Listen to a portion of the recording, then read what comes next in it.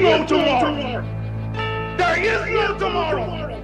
There is no tomorrow. No tomorrow, but we got today, and I got one of the best trainers in the game, John the Iceman Scully, who just got back from Saudi Arabia. He's the assistant trainer to Artur Beterbiev, and I appreciate you spending some time in doing this, Scully. Before we jump to the fight, like, did you just get back? Do you have jet lag? Like, what was your flight like coming back? Man, we took a couple hours to Dubai. Stayed in Dubai for a while. I believe it was like 14 hours. Y'all. And then I car in Montreal, and I drove 5.5 hours to Connecticut. Ooh. So how you feeling right now? Oh, I'm good. You know, it's funny. Like, it doesn't bother me at all. Like, I could fly, I could drive, I could get off the plane and go run 5 miles. There's no problem. Funny. Wow.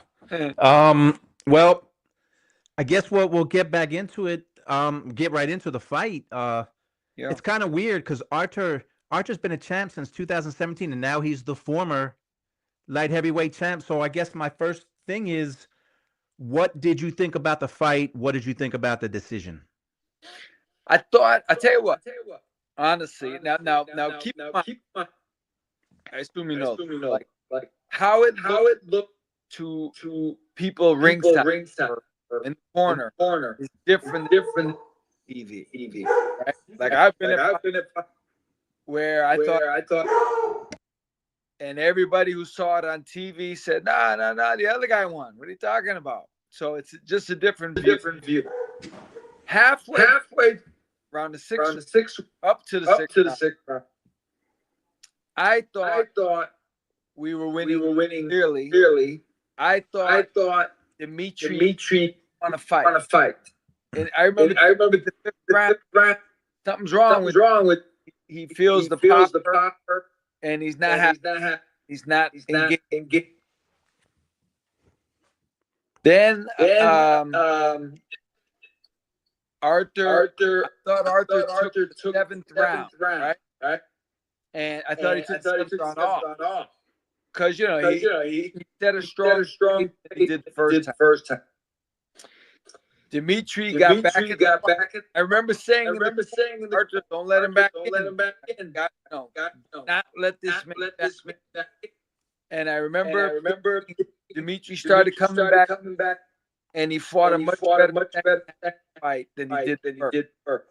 At the end, I thought I really did. And I remember saying to Carl Moretti was in the ring next to me. And I was like, kind of casual, like, we got that, right? He's like, I don't know. I'm like, yeah, what do you mean? Like, he goes, I don't know. Like, I wouldn't say for sure, and we didn't get it. So it's weird. He had a different view than I did, and his was seemingly a little more accurate. Wow. Yeah. You can still hear me, right? Because I had to unplug my mic. I think there was an echo. You got me? Yeah. Okay. I had it a draw. Right.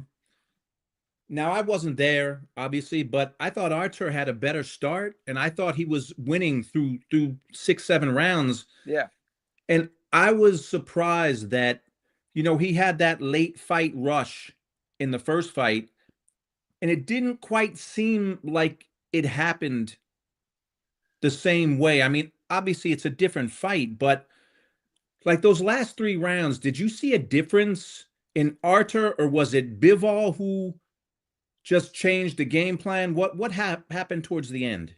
If I'm going to guess, I would say, in the first fight, it's funny, the strategy, it doesn't always work out, right? Yeah. In the first fight, it was really close, and we won. And I remember saying to myself, we got to start a little quicker next time. We can't wait so long. We finished really, really strong, but every round counts the same. You can't just win the last 3, and I'm not talking about that fight, but I'm just saying, hypothetically, you can't just win 3 rounds, the last 3, because you still got to win at least 3 more of the previous 9 just to get a draw. So every Right. round's the same. And I thought so the first time we started slow, so we needed to start quicker. And like I say, going into the 7th round, I was super confident. Like I literally thought something was wrong with Dimitri. I thought he didn't want to engage.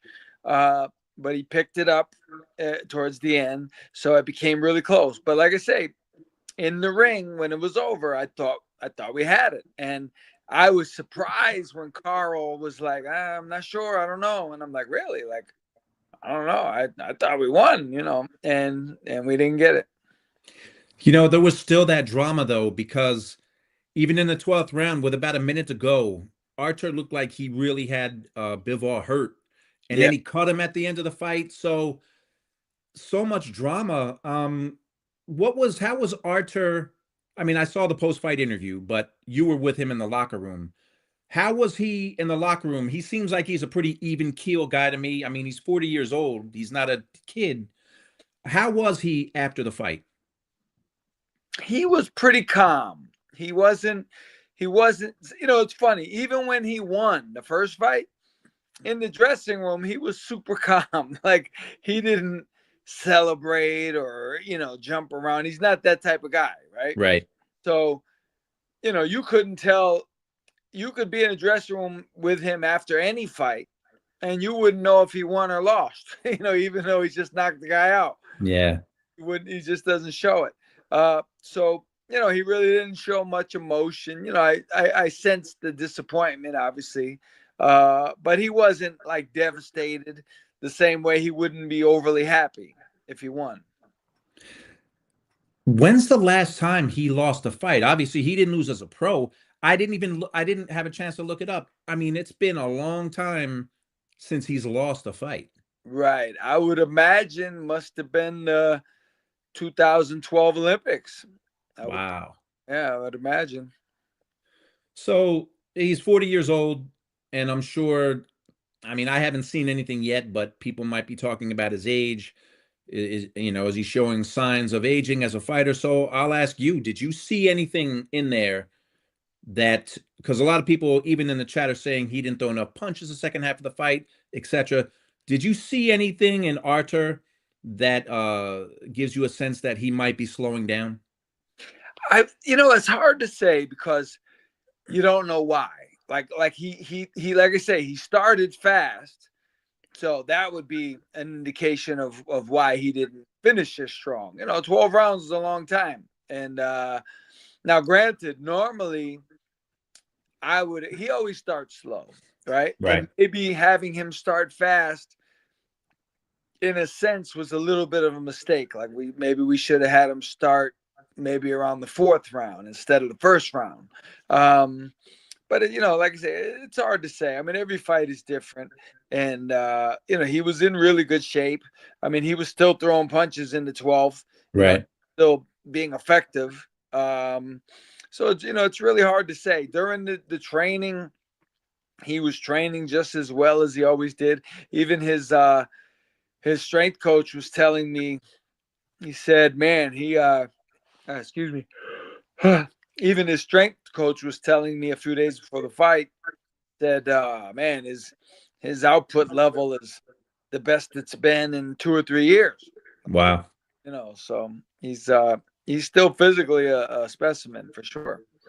Well, you got to give credit to Bivol too, I Yeah, assume. sure. Yeah, he fought a good fight. I mean, he did fight a good fight. Like I say, people may not have noticed this or saw it this way on TV, but I felt it and I saw it from ringside in the corner. I really thought through the first 5 or 6 rounds, I really thought Dimitri didn't want to fight. I really thought it was going to be, if it kept going, I was like, man, we're going to win this fight 9 rounds to 3, like Dimitri. But he got back into it in the second half, and he stepped his game up, and he did a good job for sure. Yeah, as one of those people on TV watching it, I thought the same thing because Okay. it wasn't quite to me. I didn't think Bivol didn't want to engage. I just thought through like 7 rounds, Artur had a much better start than the first fight, and I'm thinking, oh man, he's going to put it on him the second half. And Right. along your lines, I was thinking this might not even be a close fight. And you got to credit Bivol because Yeah. he fought back. I mean, you can't forget the guy's a champion. He was a longtime champion. He's a great Yeah. fighter as well. And that's a high level super fight. Like this is a high level situation we got there. So are we going to get the trilogy right away? Or I'm assuming Artur's going to fight on. I should ask that first. Yeah, well, I'll tell you what, and for the life of me, I can't remember who it was because it happened so fast. But one of the guys with the promotion, I don't know who it was. I don't know if it was. I don't think it was Turkey. It was somebody came in the ring right after the fight. They came over directly to our corner and they said, "We're doing it again. We're doing it again. Third fight." So they were whoever that was. I forget who it was, but they were adamant, like we're doing the third fight. Now, you hear things like the WBC, they want the Beterbievs fight. So right. But who knows? What was that scene like over in Saudi? Because you've been there before. Yeah. What was it like over there for this card? Because people, it's not my place to say if this was the greatest card of all time.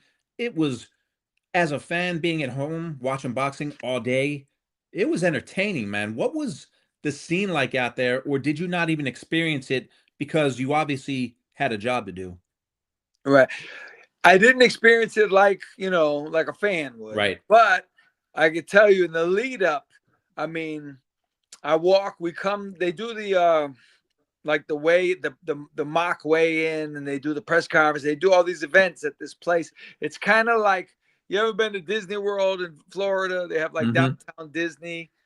There's a place there just like downtown Disney, and they do the weigh in. They do all the stuff there, and we get there and there's all kinds of fans there. It's like a party, and Roberto Duran is up on the stage, and I walk. They hold us back. And then our group walks in, then they go, okay, take a right, to go into your spot. And I took a right and I look, and Lennox Lewis is standing right next to me, and I saw your picture with him. Yeah, for sure. Because it was funny. I had met Lennox a few times and I had been around him a bunch of times, never got a picture with him. And, I don't know why, but, we have mutual friends in Montreal, Otis and Howard Grant, and they were teammates of his years ago as amateurs. So, I brought them up, and so him and I talked for a little bit. It was cool. But so he was there. I forget who else was there, but it was definitely Duran was there. So it was, it was that kind of star-studded. Bernard was there. Hopkins was there. So yeah, it was that kind of event. So I know you weren't there as a fan or a journalist. You were there with a job. But have you had a chance to, like, who won all the fights? The particulars of things that happened, right? Pretty much. Well, the heavyweight fight, we saw in the dressing room. Well, let me ask you about Martin Bakole. Right. Obviously he came in as a late replacement. He replaced Dubois, and Joseph Parker was supposed to get a heavyweight championship shot. And everyone was saying, wow, this guy, what a great thing, what guts, what balls he's got to step in at the last minute. But then we find out that not only is he stepping in at the last minute, he hasn't sparred, he hasn't trained. He's 310 pounds, which is more than he's ever weighed for a fight. It was clear he didn't train, and he was getting in the ring with Joseph Parker. What do you think about the decision that his people made, letting him fight Joseph Parker, and what does this do to his career? I don't think it hurts him in the sense of, because everybody knows, like he took the fight on 2 days' notice. I think I didn't expect him to do anything.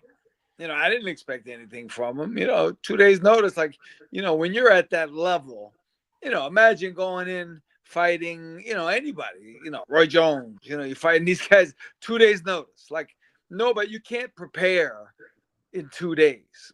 So, people say he shouldn't take the fight. He said, listen, man, $600,000. You tell me, say no to 600,000. Look, imagine he says no, and then he breaks his ankle 3 days later, cutting the grass, and he never heals properly, and he can't fight anymore, and now he can't make $5.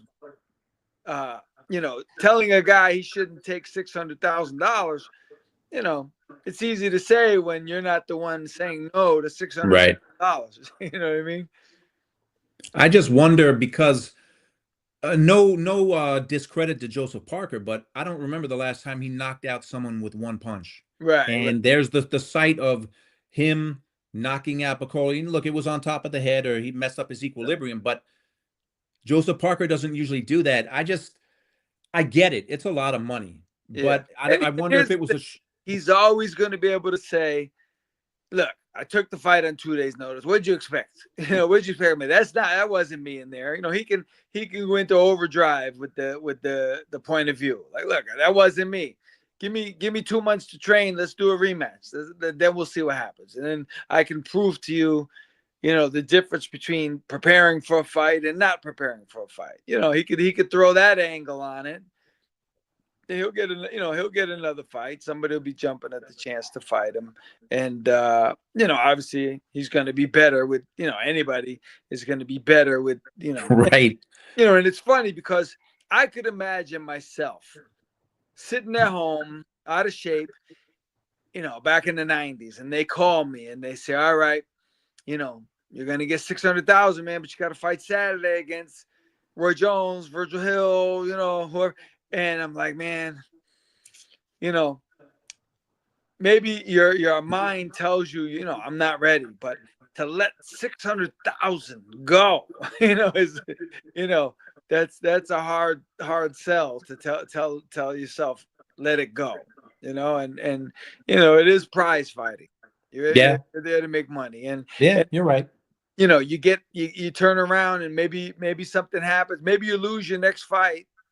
You get caught, you get stopped by a regular guy, and you never get an opportunity for 600,000. And then everybody years from now will say, you were stupid. You should have took that fight. You should have took it. So sometimes you can't win, you can't lose. You gotta, depends on who's looking at you. Yeah. Zhilei Zhang, Big Bang Zhang. Yeah. Is he done? I mean, he was absolutely obliterated in that fight.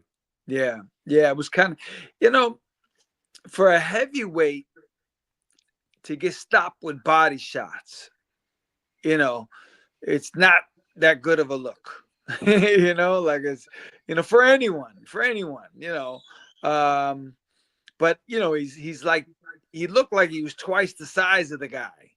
You know what I mean? Like he looked twice as big, and he got beat pretty good.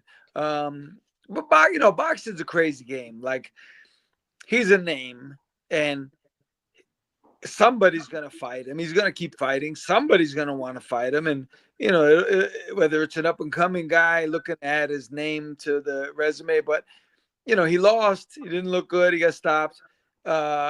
He looked like he quit, I guess. But if he gets another fight, in 4 months, 5 months, and wins impressively, he's back. And, boxing, you're only as good as your last fight, they always say. And, he could turn things around, but it looks like an uphill battle for him. Yeah. Caballero, he moved that whole first round, and you wonder how long could he keep that strategy up. But comes round 2, he completely changed his game plan. He was just in the belly of the beast, and he stayed there. Now, except for that big shot that Zhang hit him with and dropped him, but he got back up and he fought, and I was surprised that he handled Big Bang. We've never seen him get beat up. He's lost fights, but we've never seen him get beat up the way he did. Right. And this kid, he's the same kid who stopped the Russian. Mahmoud. Yeah, I know the guy. I know Mahmoud from the gym. Like he's a monster. Like he's like Ivan Drago. He's huge. And you don't see many guys as heavyweights who you'd go, the guy's good body punching. back in Joe Frazier days, maybe, you don't see a guy, you can't think of anyone, you wouldn't say Deontay Wilder's a good body puncher. You wouldn't say Tyson Fury's a good body puncher, but to have a guy known for that, that's pretty impressive in my eyes. Yeah, it was. Listen, now you were there, so you weren't watching as a fan, but you and I both, we live in Connecticut. It was nice, man. To 10:30, I got to turn on boxing, and I didn't watch all of the early, but I had it on from 10:30 to, I don't know, the main event ended around 7:30. It was some Right. day of fights. It really was. Yeah. Turkey, I do want to ask you, there was that, and I'm sure you know about it, but there was that moment during the Shiraz Adames fight where Turkey Al-Ashik went over to the corner of Shiraz and told him he was losing the fight. Looked like he was saying, "You're down by 2 points." I want to play you. Jim Lampley was asked about that, and this is what Jim had to say. There's no way that somebody from outside the ring, and particularly from the business base of the fight, should be talking to people in a corner about what's going on and how to manage it. And I think the sport has to do a better job of restricting that kind of thing in the future. Even despite Turkey's overwhelming power and economic influence at this moment, and the things that he is doing that are good for boxing as an attraction, that should be out of bounds. I agree 100%. 100%. And I like Turkey. I like what he does. But yeah, he's got to relax and step back a little bit. Like, that's not your place. It's not your place. I think maybe he's getting a little too into it, like maybe he obviously feels comfortable doing that. Somebody, we can't have, because what else is he going to do now? Is he going to do this every fight? Is he going to step in? And it's not his place. It's nobody's place to go to the corner and do that. Like, if I'm the trainer, I'd be like, listen, get out of here. You don't belong here. Don't come. Right. You're not part of this aspect of it, and you should keep your mouth quiet. I wouldn't. I like the guy. I like what he does for the game. He brought the Ring magazine back. He's got the big fights, but stay in your lane. You don't belong in the corner. You're not a trainer. Like, don't get ahead of yourself here. Relax. Right. Tank Davis has got a fight with Lamont Roach this week, tomorrow, and he's been popping off about Turkey and Saudi Arabia. Boxing is like life. When someone's doing good, there's other people saying he's doing bad, and vice versa. The criticism I'm reading a lot now is, while this might be good for boxing, it's hurting fights in America. Fights in America that should be here aren't. They're not in Vegas. They're not. Now, bear in mind, Tank Davis has a fight at Barclays tomorrow. What do you think about that? Because as a fan, he's making the fights that people want to see for the most part. Right. But what about the criticism that it's hurting the market in the U.S. for fights that are here?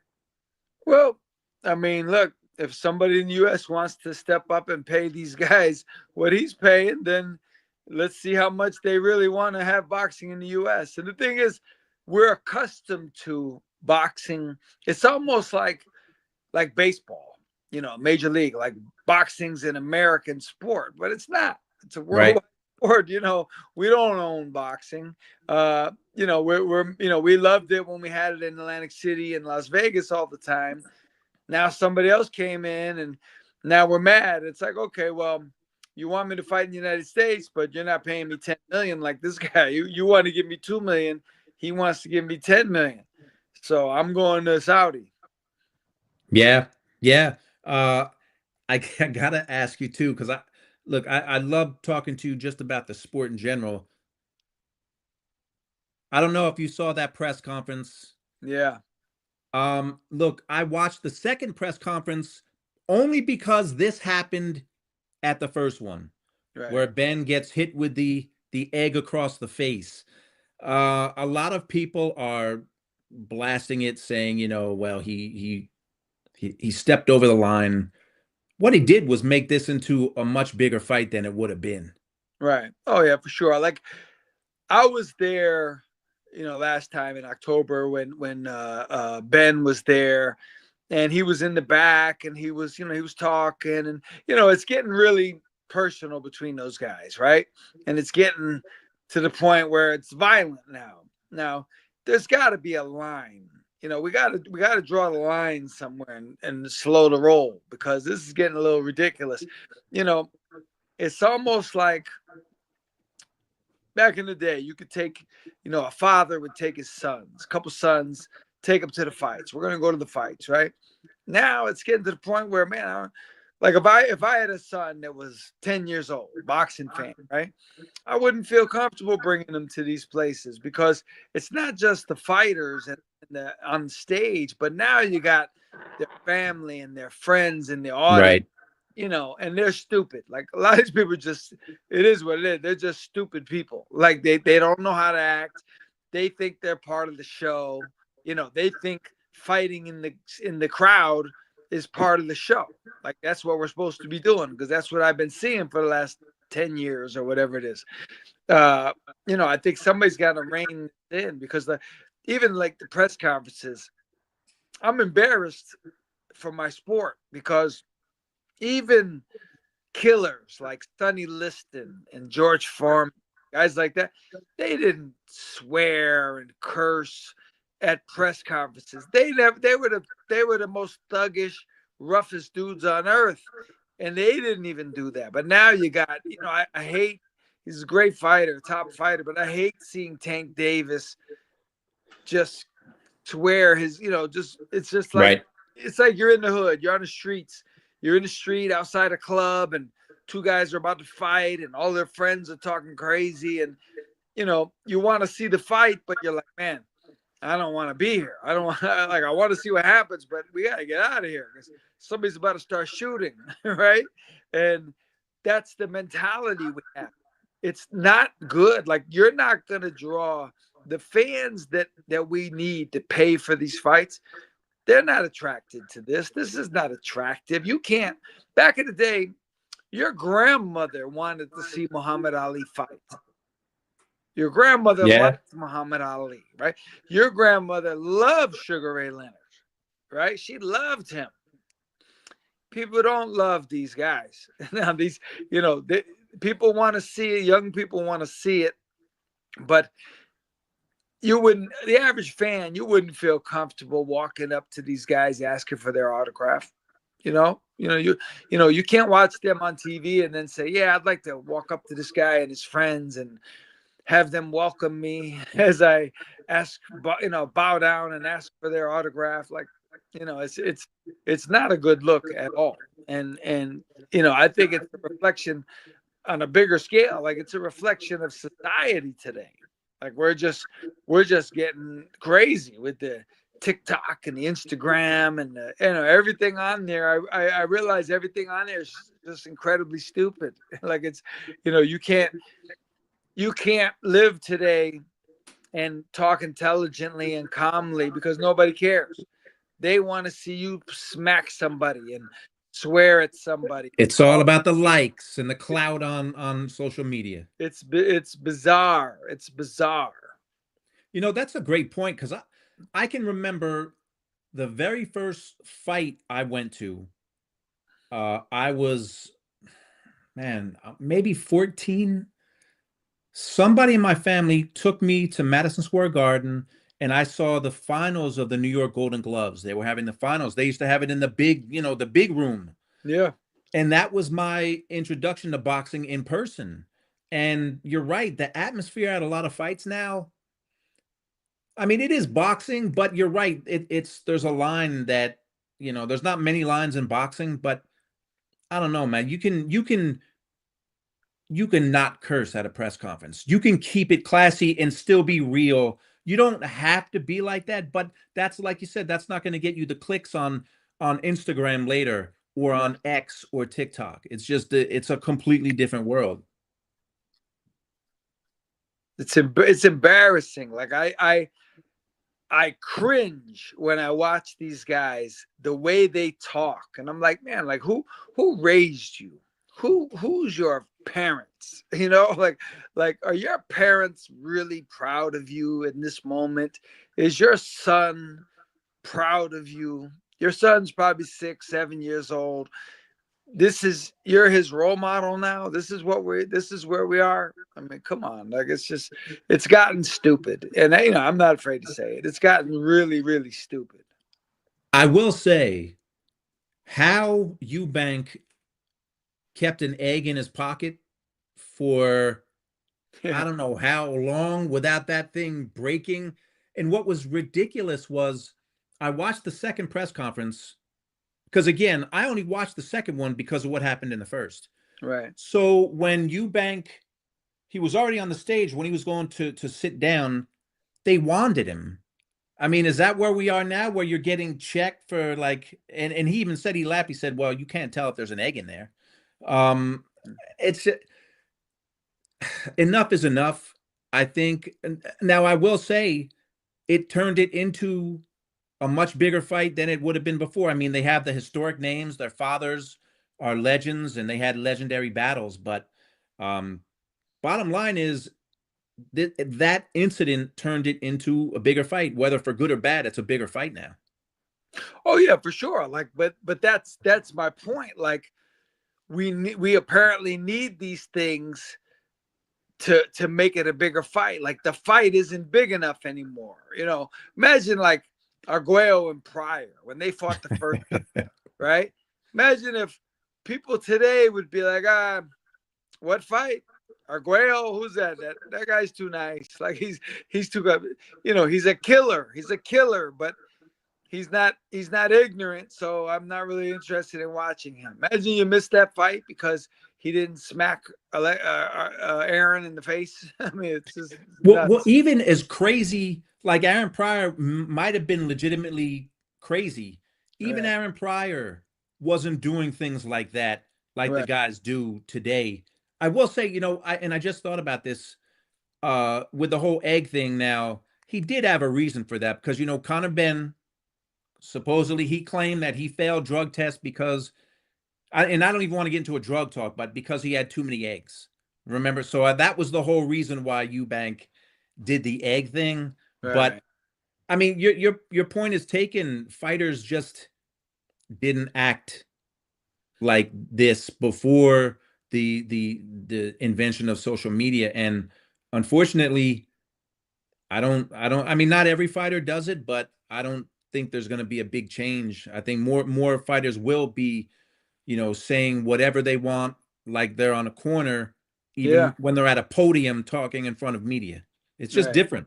Yeah, it's different, and it's it's like I say, it's horrible, and the game is changing in a big way, and I'm not a fan of it at all. But that's you just got to roll with it, I guess. Well, I got a few people that have some questions for you, and then I'll let you go. But Jay says, for Beterbiev, is it a Bivol rematch or retire? I think we talked about that a little, but you tell me. Jay wants to know. I mean, I can't see Artur retiring. I'd be very surprised at that. He's still. I mean, he lost this fight, but I mean, he's still Artur. He lost to a superb boxer, excellent fighter. He's still gonna crush plenty of other guys in the world. But yeah, I don't see him. I like I say, right after the fight, somebody came in the ring. I can't remember who it was, but somebody connected to the fight, and they said, "We're doing the third fight. We want the third fight." So I would imagine that's going to happen. Yeah. Tech Dumb Dad says Turkey was acting like a fanboy for Shiraz. Not a good look at all. And I think we can all agree. You can't. That's something you can't defend. That it's a bad look. No, yeah, like I say, I think he's getting a little too deep into it. He needs to step back and stay in his lane for sure. Greg Haugen passed away a few days ago, and he's a guy I watched when I was a kid. Yeah, I watched his fights with Vinny Pazienza, Vinny Paz now. His fights with Camacho. Haugen was only 60, early 60s, I think, or 60 maybe. Yeah. Your thoughts on him, and did did you ever meet Haugen? But give me your thoughts on Greg Haugen. Well, yeah, I met Greg in 1992. I got to Reno. I was sparring with Roy Jones in Reno, Nevada. And when I got there a day early before everybody else got there. So I was hanging out in Reno, and I went to a Hooters like to use the bathroom. And because he was fighting Mancini in the main event, a couple weeks later. Oh, And I man. saw him, and I went over to him, and oh man, Greg Haugen. And I remember I wasn't really like, into it. Like he was kind of turned me off a little. He just wasn't a super friendly guy or whatever. But I'll tell you what happened. Him and I have a little history. Actually, if you Google it, you could probably find the conversation on, I believe it was boxingscene.com. I did the first Pazienza Haugen fight on ESPN Classic, me and Joe Tessitore. I had never seen the fight before, Oof. but I had always heard that that Vinny got a gift that Haugen should have won. So I watched it, and I'm commentating, thinking that. But every round that's going by, I'm saying to myself, and I'm saying on the air, I'm saying, Pazienza's winning this fight. Like he's aggressive, he's strong, and Joe agreed with me. Tessitore agreed with me. And I had Vinny winning. I thought he out-hustled him for sure. So Greg went on Boxing Scene, and he was really, really disrespectful towards me. Like Wow. he hated me. He hated me for saying that he lost. And so I'm like, hey man, relax. Like I thought you lost. Like everybody in the world didn't think you won, and he just was really ignorant, really disrespectful. And it went on for a couple of weeks. It went on back and forth. And I'll say this. I wrote out like an essay. I wrote out something really harsh. Like I was really harsh against him. And he stopped commenting for about 6 months, like literally. And I didn't feel bad at all because I didn't think he was a nice person, to be honest with you. Yeah. And people I know have basically said you'd really have to know him, to understand. But yeah, he can come across not that friendly. Well, some people aren't good people. They're not friendly people. And unfortunately, I think he's one of those people. He was a good fighter, had some good wins, probably did better than, because he wasn't like a super amateur or anything like that. But he was a good fighter. He had good skills. He beat some very good fighters. I give him all. And I tried to tell him, listen, man, I respect you as a champion. All I'm saying is I didn't think you won the first fight with Vinny. That's it. That's all I'm saying. I'm not saying anything else. But he had it out for me in his mind. So we did not have a friendly repertoire. Well, I know you're good friends with Vinny Paz, and Vinny Paz had the last time I saw an interview with him and he talked about Haugen, he said he hated the kid. Still, now this is before he passed, but he was very honest. They didn't have a great relationship. But knowing Vinny, I'm sure that hasn't changed. Right. He's not going to change just because somebody passes away. Right. I saw on X you posted a picture of letters between you and Vinny Paz. Right. You guys used to write each other back when people used to write letters. Yeah. And you mentioned that you're going to be at the Hall of Fame, which I'm going to be there too. So it'll be fun to see you there. Yeah. Vinny is going into the Hall of Fame in June. Tell me about your friendship with him. It's a funny thing. He was at one of my fights early in my pro career. Now, normally when I see a fighter, I go, hey, what's up, man? Take a picture. I have a lot of thousands of pictures with fighters. But him, he was so brash and I wasn't really into him. And I didn't even go say hello. I didn't meet him or anything. But in 1991, August of 91, they asked me to come spar with him. So I said, well, I'll go because, just because it's him. I want to test myself against this guy. The first day we went, I believe, 6 rounds. And we really went at it, like really went at it. And the thing that I remember, he was like me or I was like him. When we were trading punches all out at the end of one of the rounds. And when the bell rang to end the round, we both stopped and we just looked at each other like we both wanted to keep going. And instinctively, we both slammed each other's gloves like a high five really hard.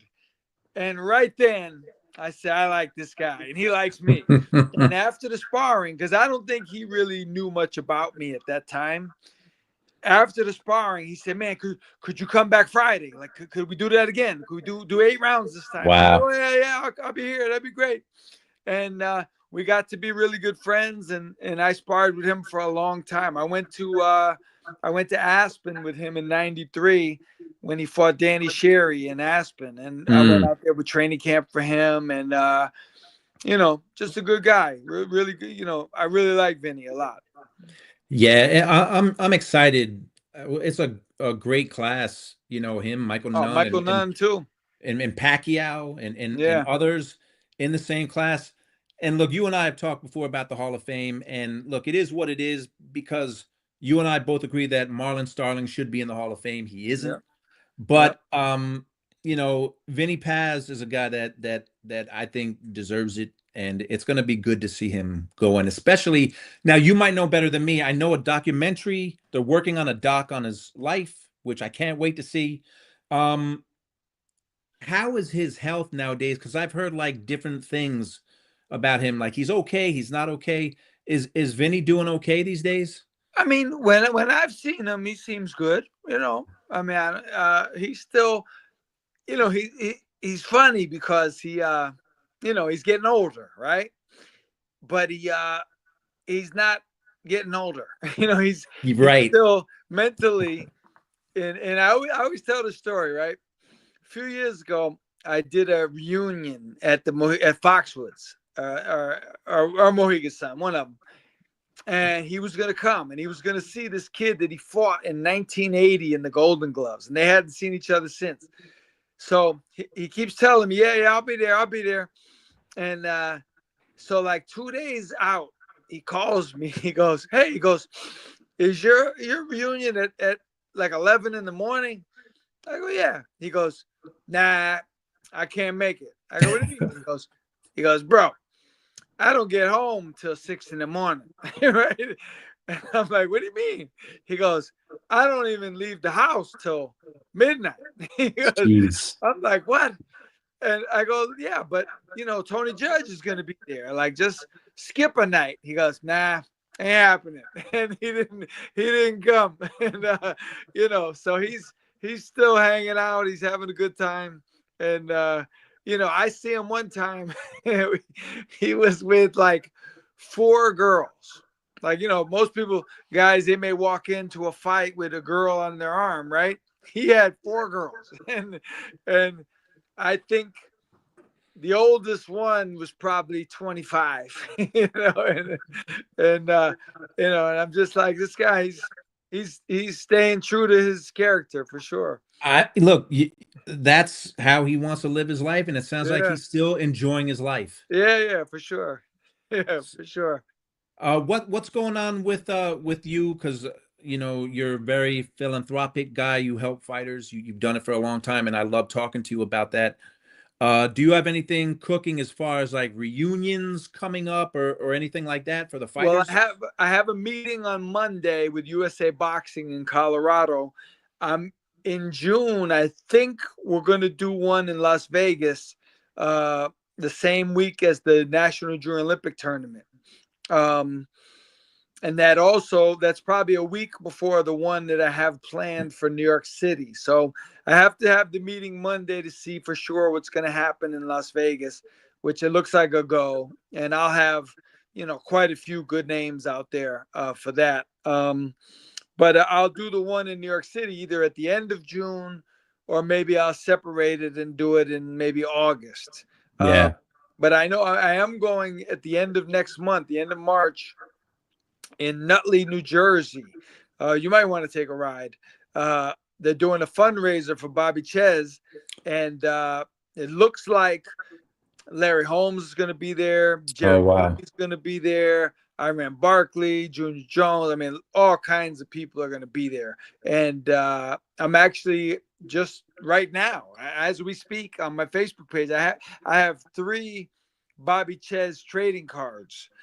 2 of them I've already sold, and I'm going to have Bobby sign them when I see them. The third and final one is on my page right now. So people are bidding on it. So I'm going to go to tonight till about 11 o'clock. So it's, it's a simple thing. Like, I bring the cards to Bobby. He signs it to the person who won, 3 people. And I give him the money and I send them the card. And, so he's, they're doing a good thing for him. It's going to be nice. Yeah, definitely. Make sure you give me those details. But Bobby Ches, bring people up to speed. Bobby's had some health issues. Now, I don't want to speak. Is it brain cancer that he has? No, that was the rumor. And it's, as he tells me, it's head and neck cancer. Like, he has it on his head.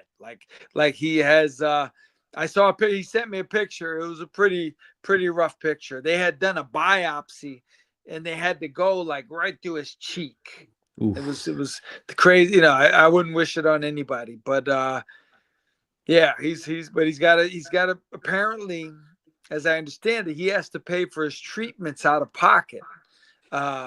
He doesn't have the insurance or whatever. So, and he needs to pay for the Uber to bring him to the appointments. So, like I say, they're doing it March 30th. They're doing the event in Nutley, New Jersey. It's a Nutley, New Jersey Elks Club. And there are going to be some good names there. And I think they're going to do a good job for him.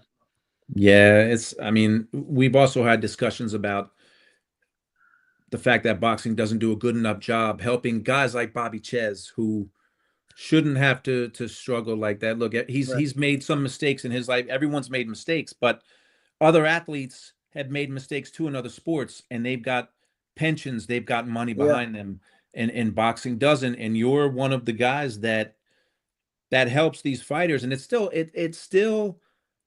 it boggles my mind, man, when I'm on your Instagram or Facebook sometimes, and there's people that criticize you, that think you're doing this for you when you're helping fighters. It just, I don't know, man. It's so weird. It's so weird. Like I said, I had the fighter. You'd know who he is if I told you. I'll tell you later. And he actually, I might have told you this, but I was helping Donald Curry. And the reason I knew to help Donald Curry is because they had written a big story about him on the internet, a website. Yep. So I knew. That's how I knew. And when I posted, I said, look, I'm trying to help Donald Curry. I need some money for, whatever he needed it for. And this former fighter went on there and was criticizing me and saying I shouldn't be telling Donald's name. And, I guess he implied like I was doing it for me.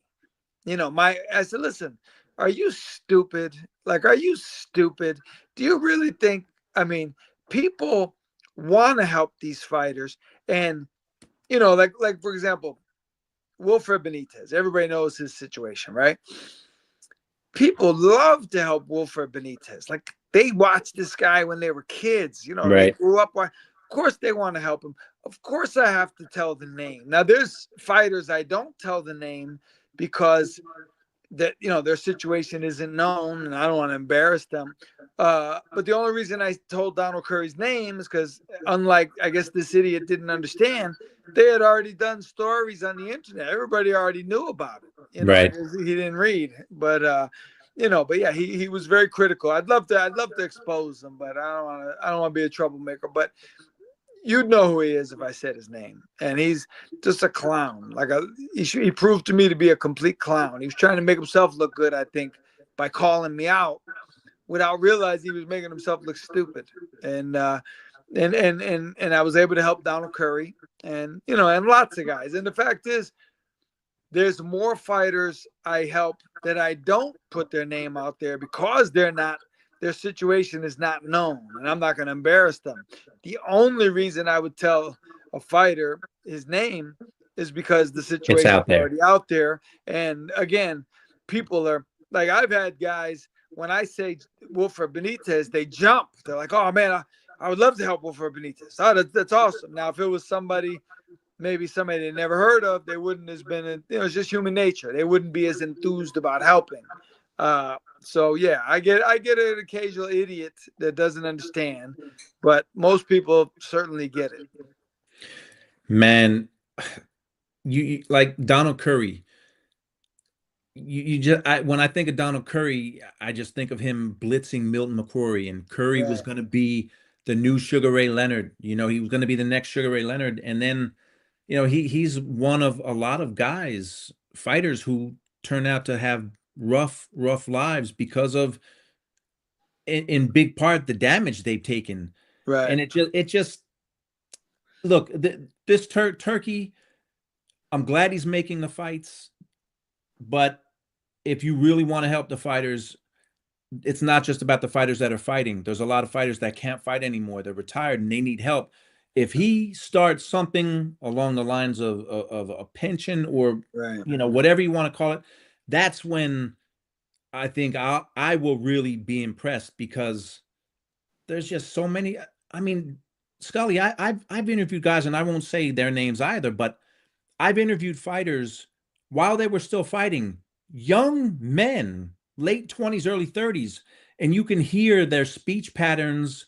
You can hear that they're already damaged, and as their life goes on, the damage is going to get worse. Right. Right. And just the fact that, I don't know, man. I mean, we've talked about it before, and I didn't really mean to get on a tangent about it, but my point is, look, you are one of the good guys. You're one of these people that you're a former fighter. You're still a trainer. You still train, and you care about the well-being of Yeah.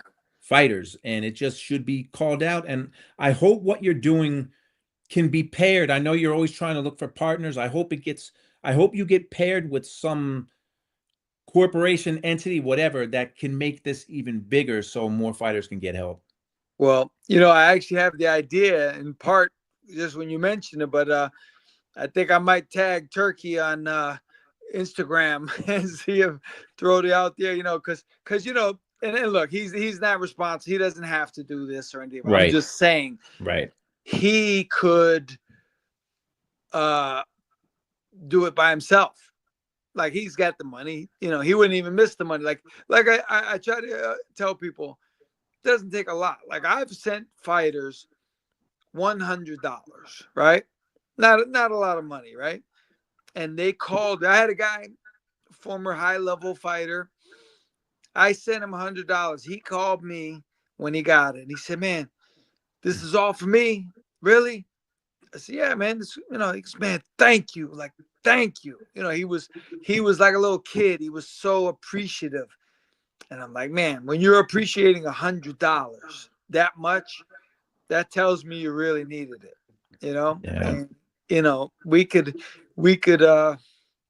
Turkey, if he could start something, put an annuity together, put 100,000, which would be 100,000 to him would be like me losing a penny. I mean, really.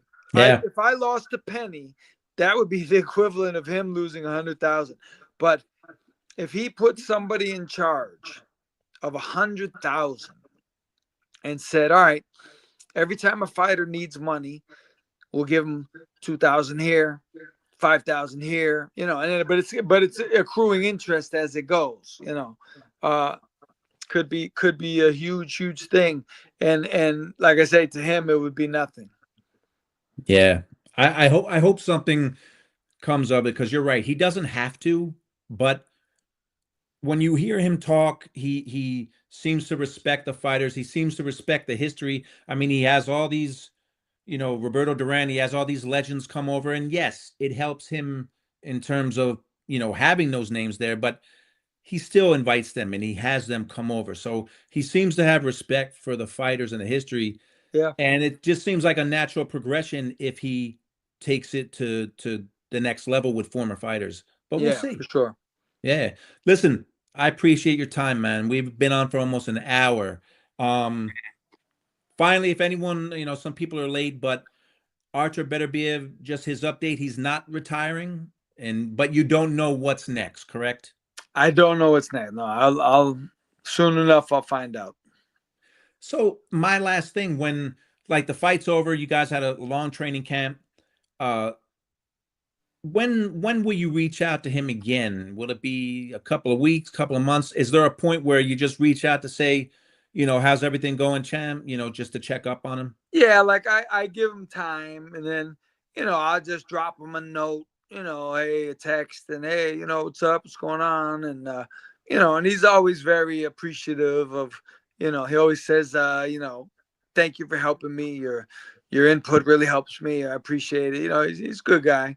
And yeah, I'll touch base with them, and and plus I talk to Mark Ramsey frequently, so I'll know what's going on relatively soon. And the final thing, that the Bobby Ches, are they calling it a fundraiser? Yeah. Yep. So it's in Nutley. It's in March, you said? What It's are the details? March, I believe it's the 30th. March 30th. I'll send you the flyer. I have the flyer Okay. on my phone. And Okay. yeah, I believe it's March 30th in Nutley, New Jersey. It's at the Elks Club.